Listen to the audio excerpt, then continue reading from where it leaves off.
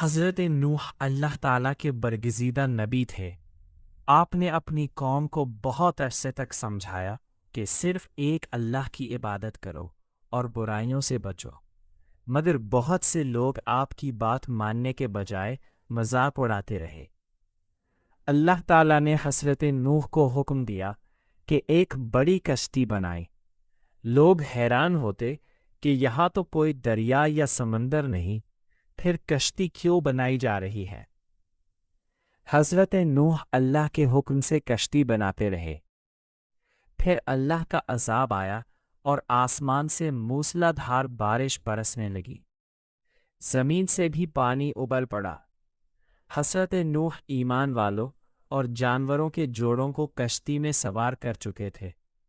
پانی اتنا بڑھا کہ ہر طرف سمندر ہی سمندر نظر آنے لگا۔ کشتی اللہ کے حکم سے لہروں پر چلتی رہی۔ آخر کار اللہ تعالیٰ نے بارش روک دی اور پانی اترنے لگا۔ کشتی ایک پہاڑ پر ٹھہر گئی۔ یہ واقعہ ہمیں سکھاتا ہے کہ اللہ کے حکم پر یقین اور صبر کرنے والا کبھی ناکام نہیں ہوتا۔